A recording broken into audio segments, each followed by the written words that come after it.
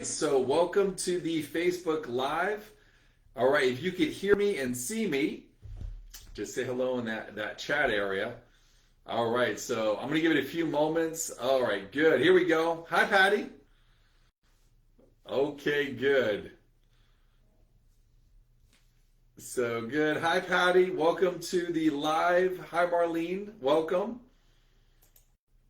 All right, good. I'm going to give everybody a few minutes to hop on. I know there's a lot of people that want to join us today. Good. If you could see me and oh, hi, Misty. Welcome to the live. All right, Blanche. Welcome, Susan. All right, good. We got a lot, and I got questions too. So if you want to start adding and putting in questions, hi, Marianne. Welcome to the live. So I have a bunch of questions from our group, and I think most of you. Hi, Susan. Good, excellent, good. If you want to start, hi Valerie, welcome to the live. All right, if you want to start adding questions in, that would be good. I'm gonna give it a few more minutes, and then we'll get going. Usually the way live goes, it takes a little bit. Even on my side, it's I don't know what it is, but Facebook, it seems like I have to like do it more than once. It's kind of weird. It says just to start it, and then it doesn't do that. So good. All right, excellent. All right, good. I'm going to give it like one more minute. But how's everybody doing tonight?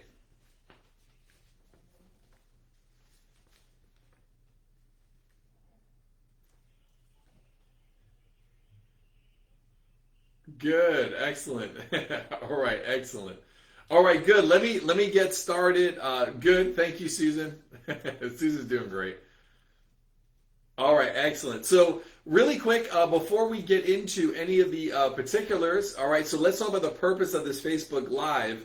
So, Patricia, oh, okay. Well, hopefully you're doing better. Misty, I hope not. Hi, Margaret. Welcome to the live. So as you know in the group, if you are a part of the group, what the goal is to teach you and give you advanced strategies to defy the odds and to show you actually how to reverse type 2 diabetes.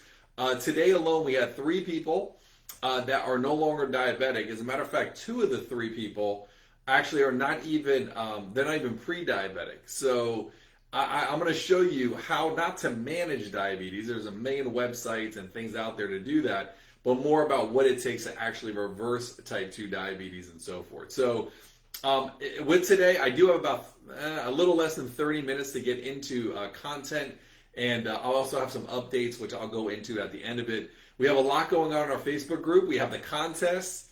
Some people want to know about, what they win at the end of the contest, so we'll get into that. We're going to get into type 2 diabetes about being genetic. I know everybody's asking about that. Hi, Rosie. Oh, good. Boy, you guys are already asking questions. All right, so if you have questions, please enter it into the live there. All right, and hi, Michelle. So good, and then I'm going to also talk about exercise. That was one of the survey questions in our group this week. So a lot to go over, and I am super excited because these lives have really become very popular. Even the Facebook group, when I first started, I was expecting 5, maybe 10, 15 people in that group. And I think we're almost at 500 right now in less than a month, which is just unheard of. And I really appreciate everybody in there. And I love how supportive everybody is and how everybody's trying to help each other get better and the accountability. Someone asked me a while ago to create this group, and just because of how busy my schedule is, I just didn't get around to it. And finally we did it, and I'm really glad. I'm really glad that we did it. Hi, Gary. Welcome. Oh, first timer. All right, good. Oh, I got to tell good jokes, Gary. Thanks for the pressure. I appreciate that. So good. So anyway, but I really appreciate everybody being an active participant. I know many of you have invited friends of yours that are diabetic or loved ones that you know. So anyway, if they do want to join the group, make sure they do it. But there's over 400 or so applicants that try to get into our group that don't agree to the rules, that we do not let them in. So believe it or not, our group would be double. There's some people in there that probably have the wrong intentions. They're trying to sell products and things like that. Or they're spammy sort of thing. So obviously we don't let those people in. But if you do have someone, hi Trisha, if you do have someone that is interested in getting more information and being part of our group and and getting the information, please let us know. All right, good. Rosie's asking a lot of questions. All right, cool. All right, good. This is what I'd like to do is if you do have questions, please put it in on the chat area, and I'm going to try to get to them. It looks like, and some of these are repeat ones. Oh, okay, good. I didn't even see this, Marlene. How do you keep your blood sugar levels near the 100 mark? Oh, that's a good one. Okay, good. We'll get into that. And then I have another question here about what does, I think that you're asking about turmeric, right? Turmeric and levothyroxine, what do they have in common, I believe? And I noticed that if I don't eat and check my blood sugar, it's higher. Can you explain why? Okay, good. And then how is chromium picolinate? Okay, good. So these are good questions. I'll definitely get to these. So good. Let me go back into some of the things that people asked in the group. Okay, so this is a really good question, and this is pretty common. So Misty, I think Misty, you're on. Oh, okay. I'm not sure, Margaret. Hopefully that clears up. I'm not sure why it's glitching. Sorry about that. I think that's a Facebook thing, because our internet is really fast at my office. So, but anyway, I think Misty is on, and Misty asked a question in our group. So I'm going to go back into what she actually asked in the group.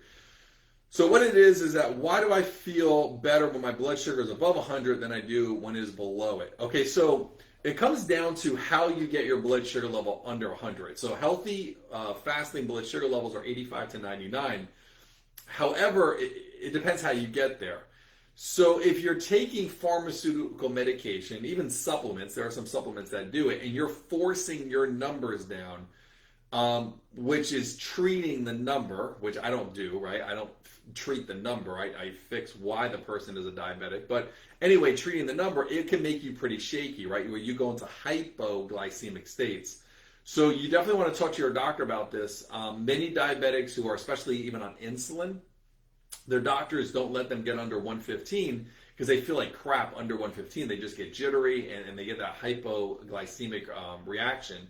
So patients in my office, as they are lowering their blood sugar steadily, then they don't get jittery, and because we're doing it very safely, and we're also getting to the root and balance. So one thing, Misty, you definitely want to make sure is that you are going and making sure your doctor is giving you the right prescriptions and things of that nature. Okay, so you're right. If you're forcing the numbers down, well, if you force anything down in the body's going to fight it.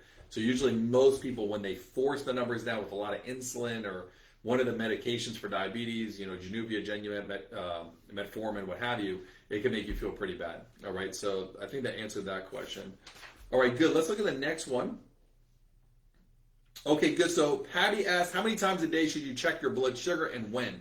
So if you're a patient in my office, I definitely want morning fasting.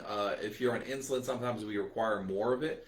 But yeah, it depends upon what kind of unit you have. But in my office as a patient, I look for morning fasting. And those are the ones I like to look at. And remember, when you look at your A1C, the A1C is not just your morning fasting. It's all throughout the day. So if you're if you're checking throughout the day your blood sugar levels, it can vary, right? Like some people, after lunch, their blood sugar goes up, or at night or something. So, my blood sugar usually is really good, and then all of a sudden my kids come home and they make our house a mess, and then my blood sugar goes crazy. No, I'm kidding. So anyway, everybody has a different time of the day that it could be affected. So the A1C looks at all of those. Okay, good. Let's look at the next question here.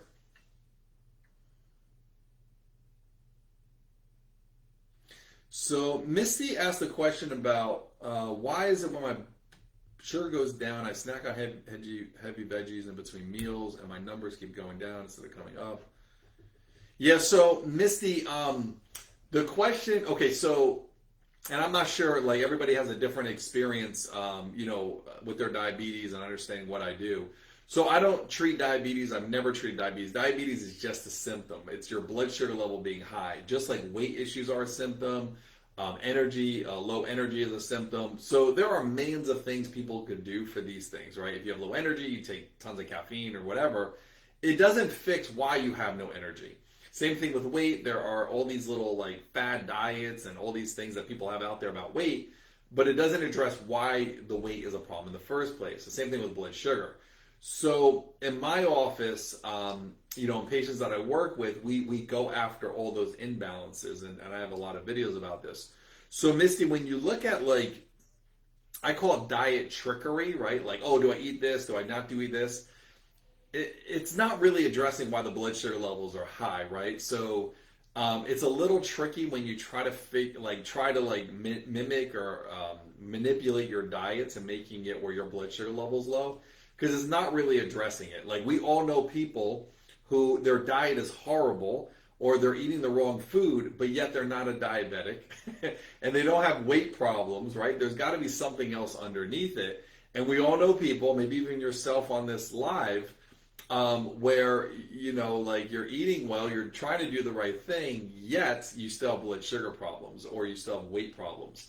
So there's always something underneath it. Remember, your body is born to heal. There's something underneath it that's affecting that. So hopefully that answers that question. All right, Wendy asked a question in our group about, I don't know. So she's asking about what temperature you have to be to get your metabolism working. And that's not really a good benchmark to seeing metabolism. There are a lot of other things that you would look at in labs besides body temperature. Like, there are people who like sweat all day but can't lose weight, and there are other people who don't sweat at all and they have a fast metabolism. So it's not a good benchmark. I don't like using that. Okay, good. Next question is, Marvin asked, why does my blood sugar level rise when I'm sleeping? So Marvin, you have to look at a lot of different tests. Like, one of the most important tests that I run with patients is something called the adrenal stress index test. It's a saliva test, and that looks at hormone levels, and you can see what could be causing it, but also what you ate during the day could have an effect on that as well. Many men, and you're a man, so many men, they aromatase hormones just like women do, and sometimes that does happen later in the day. So that's something that you have to look at in labs to give you more of a specific answer to that question. Great question, though. Janet Billings, dried beans okay for protein? No, beans are usually a really bad source. As a matter of fact, I just finished a chapter in my upcoming book, and I talk all about this particular topic with beans and vegetarians, and I never see a vegetarian do well long-term stabilizing, balancing blood sugar levels. At this point, I just don't have room, but I don't even take their cases because they'll do really well in my office. They'll probably be able to reverse their diabetes, but they don't have the long-term effect like patients that eat like other types of like chicken, fish, lamb, turkey, beef, pork, whatever. So anyway, I'm not a fan of using that as a diet choice. Good. Misty asked about what are good snacks. Boy, Misty, you asked a lot of good questions today. So what's a good snack? I'm actually coming out with an entire book on snacks. So when that comes out, Misty, I definitely encourage you to get that. That should be done maybe a month. Maybe a month from now. So anyway, I just got done writing it. Now it's going through the editing process. All right, good. Lisa asked, I don't know if Lisa's on. Oh my God, look at all these questions. I had my head down. I didn't even see all these questions. I should pay attention. Here we go.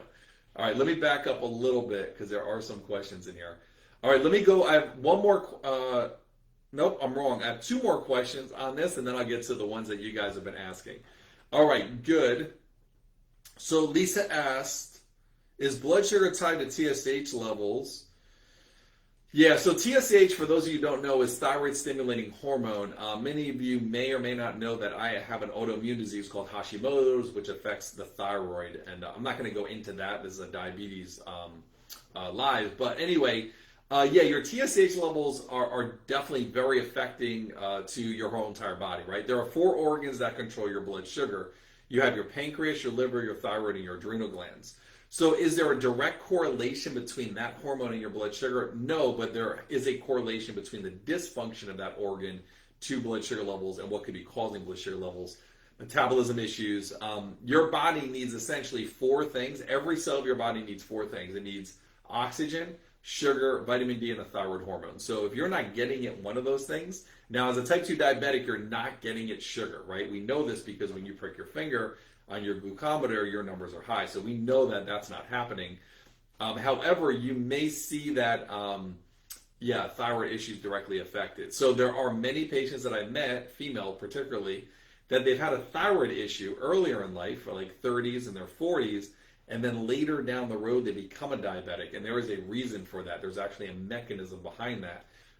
Very, very common. So I do see that quite a bit. Okay, good. So let me go to the questions in the chat here. Hopefully I can get to all of them. So I have to run to my son's basketball practice when we're done here, and so I'm going to try to get as many as I can. All right. So the first question is, what effects, if any, does turmeric have on levothyroxine? I don't know what that question means, like what effects it has. So turmeric tends to be non-inflammatory. It does work on a particular type of modulator that I don't want to get too technical into.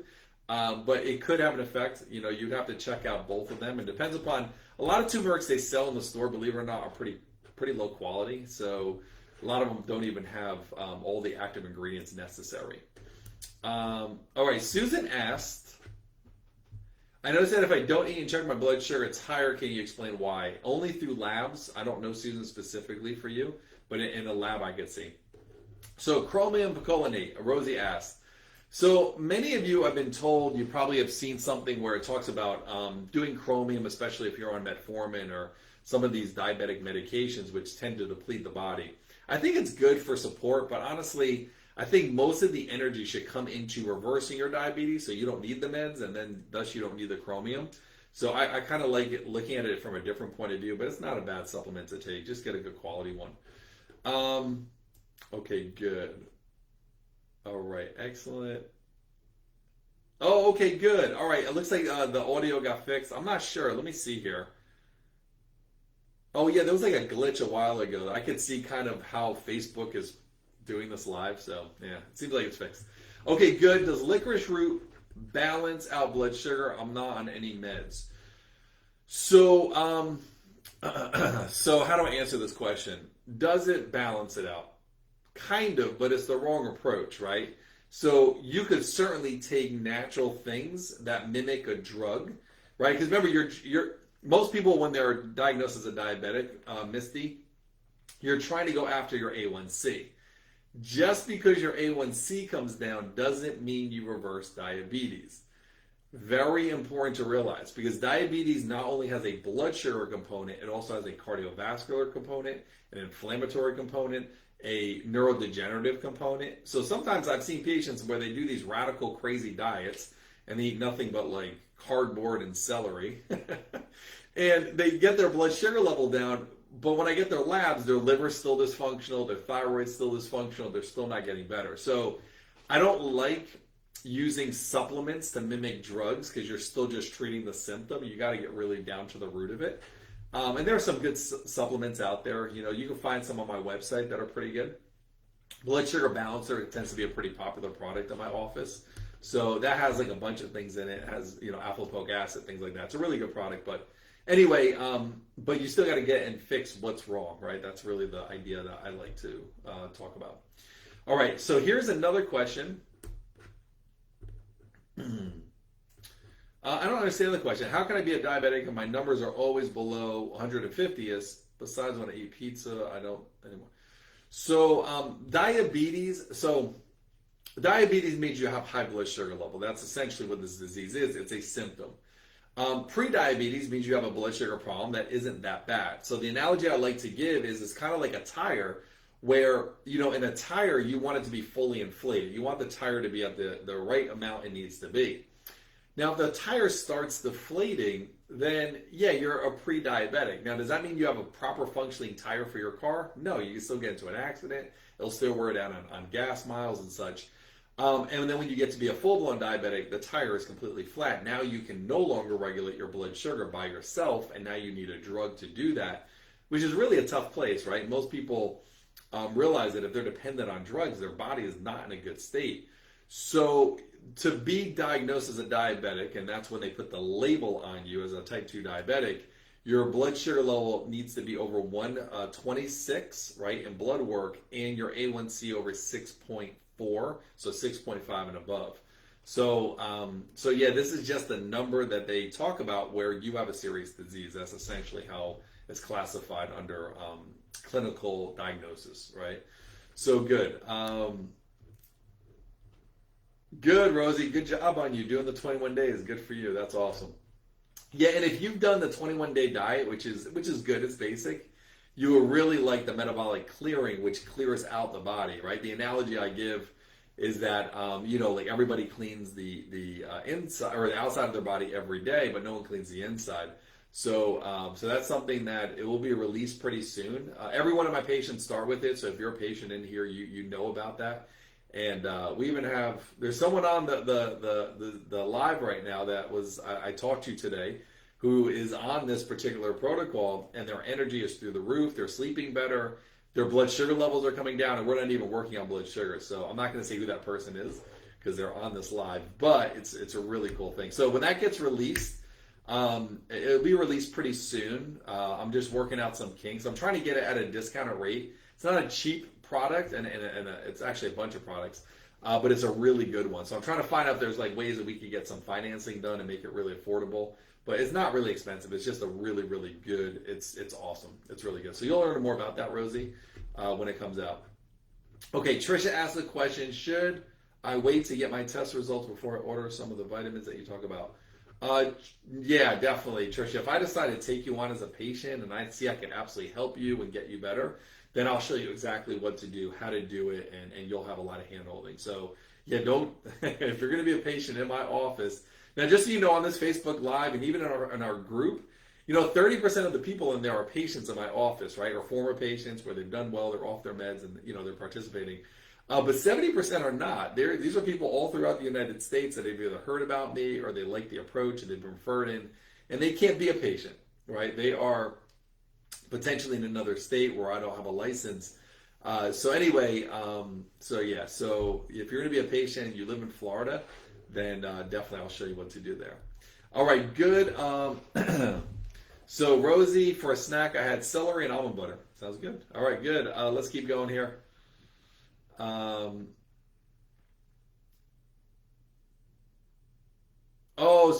Peggy asked, why is she doing so well so quickly? And I was joking with Peggy about that. When she sleeps at night, me and my team, we go to her house and we sprinkle pixie dust over her, and that's why she's doing so quick. That was a joke. So anyway, it's because we're working on what's causing you to become sick, right? The body is born to heal. So one of the very first thing that in my office we work on is getting rid of things that could be causing inflammation. So it's kind of like we don't want to add more holes to this tire that's deflating, right? That doesn't solve problems. And there are a lot of foods that actually do that, right? There's a lot of foods and a lot of diet recommendations out there of people who have never reversed diabetes. It's always like how do you manage something you don't want, right? Like, who wants to manage diabetes? You want to get better. You want to live a quality of life. So anyway, like by eliminating that and getting the inflammation down, blood sugar levels improve. And remember, I don't treat diabetes, I treat what's underneath it. So that's a big reason why, you're doing so well on that. Good. Yeah, you guys are absolutely welcome. Good. And then, yeah, Tammy, that's good. I'm glad you had a chance to look at that. Yeah, that's a really simple diet. It's real basic, but it's easy. And if you guys watch the videos in it too, it gives you a lot of insight of what other things could be going on. All right, good. All right, if there's any other questions, please add it in. If not, I'm going to go over. Oh, okay, there is questions. All right, Michelle has a question. Yeah, Michelle, I know, right? Your blood sugar levels came way down too. I know, that was really awesome. So, yeah, it's really cool. And it's so cool because, I see this all the time in my office where patients are just blown away with how quickly their body starts responding. And I'm not even working on blood sugar. Like, it's just like we're doing a different approach, right? So, it works out really, really good for that. So for those of you that aren't patients, this sort of cleanse that some of these people that are on the group right now are talking about, that's something that could be available to you without being a patient in my office. So when that gets released, you'll know about it. And hopefully it's in the next few weeks. I got a lot going on, which I'll get into in a second. All right, good. Yeah, so someone asked, Misty, that's an instant download. So you're going to go and just log in and watch that. It doesn't physically come in the mail. So, you're not going to get something in the mail. You're going to actually get it online. So just go back to where you ordered it. And then there should be something of get access here within that receipt. and then you click on it, and it gives you the opportunity to set up a password and log in. And you get started right away. So nothing's going to actually come in the mail. It's going to actually arrive like right within your email. Yeah, so it's an online course. Yeah, Trisha, absolutely. Cortisol definitely raises blood sugar levels big time, right? Some of you have also had like other things like that due to injuries or back problems, but yeah, cortisol jacks blood sugar levels up big time. Yeah, yeah, exactly. Good, really good. Okay, awesome. So I want to start wrapping up. I want to go into a few things. So in the group, I put a question out a couple weeks ago about, hey, if we have a contest, what would you like to win? So we're working on setting up that contest, but I do want to talk about what everybody basically voted on. So they voted on Clean Lean. Let's see if you guys could see that here. So Clean Lean comes in both Dutch chocolate and also creamy vanilla, and it's really good. It's full of like tons of really good protein, which helps stabilize the blood sugar. There's a patented amino acid formula in it. It's a ton of B vitamins, which is really good for methylation issues, which most diabetics have. It tastes really, really good. Like my kids even like it. So it's really, really yummy. Some people on this live is actually they're using this product, so it's really good.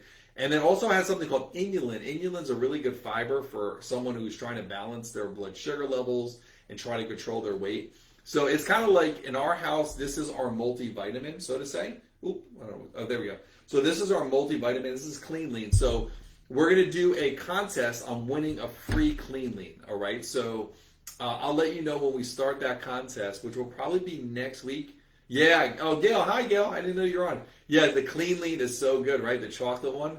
Yeah, I'll tell you what I do. Well, right now in Florida, it's probably not the best time, starting to get warmer, but I actually take the Clean Lean, the chocolate one, and make it into hot chocolate. It's really, really good, so you could definitely try that. But anyway, so we're going to be giving away one of these, and I'll let everybody know about a contest, and everybody can enter. There's no fee for entry and so forth. So one person's going to wind up winning and so forth. So that's the first thing. The second thing is I'm working on a guide about snacks. And right now I've created about 30 snacks. I think it's going to wind up with about 33. I have a little bit more editing on that. So that book should be available pretty soon. It'll become as a digital book. So that should be available hopefully within the next few weeks. So I'm also writing 2 other books right now. And no, I'm not superhero. I just want to give you the story here. I wrote a book a number of years ago, we'll say about 8 years ago. And then my wife kept on having these kids, right? Crazy. So anyway, so it's kind of deferred me away from writing more books, right? Most of you know I'm a published author as it is. But I wasn't able to really promote that book because my son was born slightly after that book was there, and obviously kids require attention. But anyway, I wrote this book, and it was really good about diabetes and the mindset you need to reverse diabetes and so forth. I just couldn't end off, and I didn't have a good ending. So I had about 140 pages in, and then I just couldn't finish it. So I just kind of put it to the side for all this time. So yeah, thank you, Peggy. I appreciate that. It is her fault. I agree.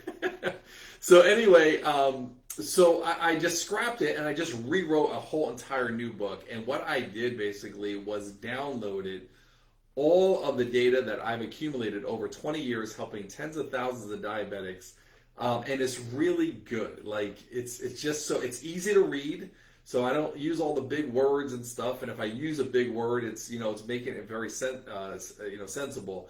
So that book is in its last editing stage. It's been edited now 4 times, and it's good. It's probably going to wind up somewhere around 180 pages. It will be available in all bookstores at some point. But what I'm going to do is before we actually launch that, I'm going to make it where you guys can get it at pretty much nothing, maybe like $1 or something. So it'll be really good. So that's in the works. So be on the lookout for that, and you'll really like it. You'll get a lot out of it. There's chapters on there about diet. There's chapters about supplements, and also the mindset and so forth. So that's going to be really good. And then also, I just put a video out. It's going through editing as well.